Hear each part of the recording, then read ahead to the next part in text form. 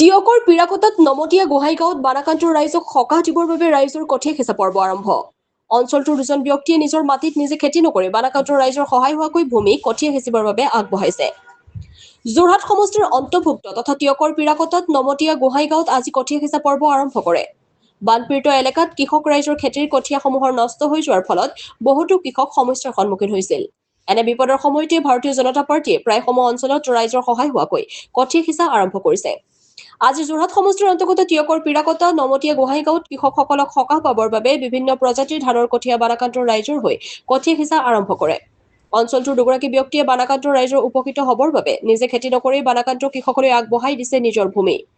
আজি উক্ত কাৰ্যসূচীত যোৰহাট জিলা বিজেপি সভাপতি তথা অসম ঔদ্যোগিক আন্তঃগাঁথনি নিগমৰ অধ্যক্ষ শান্তনু পূজাৰীদেৱৰ উপস্থিতিত আৰু কৃষি বিভাগৰ সৌৰভ শৰ্মা, কৃষি বিভাগৰ উপ পৰিদৰ্শক নগেন কলিতা, জিলা পৰিষদৰ সভাপতি গীতামণি বৰঠাকুৰ, 25 নং পূব হোলোঙাপাৰ গাঁও পঞ্চায়তৰ প্ৰাচুৰ্য ফুকনৰ উপস্থিতিত কাৰ্যসূচী সমাপন হয়। বানাকান্তৰ ৰাইজক সকাহ দিবৰ বাবে এনে তাৎক্ষণিক প্ৰচেষ্টাৰ বাবে বিভিন্নজনে ধন্যবাদ জ্ঞাপন কৰিছে সকলো কাৰ্যকৰ্তাক। টিয়কৰ পৰা গৌৰীশংকৰ ভঁৰালীৰ ৰিপৰ্ট AIN লাইভ। অসমতে বিশেষকৈ আমাৰ উজনি অসমৰ 4খন জিলাত বানে শেহতীয়া যি প্ৰলয়ংকৰ ৰূপ ধাৰণ কৰিলে আৰু সেয়া অৱৰ্ণনীয়, অভূতপূৰ্ব, ৰাইজে কল্পনাও কৰা নাছিলে। গতিকে এই বানত ক্ষয় ক্ষতিৰ পৰিমাণো যথেষ্ট বেছি, বিশেষকৈ শিৱসাগৰ, চৰাইদেউ আৰু লগতে যোৰহাট জিলাৰ বিভিন্ন অঞ্চলৰ আমাৰ কৃষক ৰাইজ, যিসকলক আমি অন্নদাতা হিচাপে অভিহিত কৰোঁ, তেখেতসকল খুব বেছিকৈ ক্ষয় ক্ষতিৰ সন্মুখীন হৈছে। পথাৰৰ ধান, ৰোৱা ধান পথাৰতে গ'ল। গতিকে এই যে খেতিয়কসকলৰ নষ্ট হ'ল, যি ক্ষতি হ'ল, সেই ক্ষতি পূৰণ কৰিবৰ কাৰণে আমাৰ বিশেষকৈ আমি দেখিছোঁ কৃষি বিভাগো যথেষ্ট তৎপৰ হৈ লাগি আছে।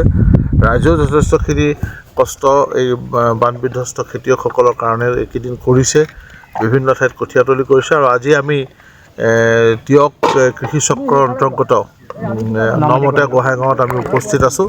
আৰু তাৰ এই কৃষকৰ পথাৰত তেখেতসকলে কৃষি বিভাগৰ উদ্যোগত আৰু ইয়াৰ স্থানীয় কৃষকসকলে নিজৰ খেতিৰ যি মাটি সেইটা তাত কঠীয়া পাৰিবৰ কাৰণে বান বিধ্বস্ত ৰাইজৰ কাৰণে তেখেতসকলে আগবঢ়াই দিছে। এয়া প্ৰশংসনীয় প্ৰচেষ্টা। আৰু ইয়াতে আজি টিয়ক কৃষি চক্ৰৰ উদ্যোগত স্থানীয় কৃষকসকলৰ সহযোগত ইয়াত যি সমূহীয়া যিটো নাৰ্চাৰী, কমিউনিটি নাৰ্চাৰীৰ জৰিয়তে আজি যি কঠীয়াতলি ইয়াত কঠীয়া আজি পৰা হ'ল, তাত আমি উপস্থিত থাকিবলৈ পাই আনন্দিত হ'লোঁ।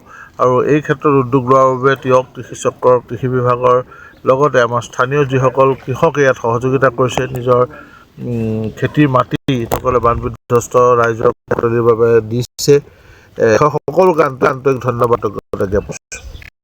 যিকোনো খবৰ বিজ্ঞাপনৰ বাবে যোগাযোগ কৰক 7896121996।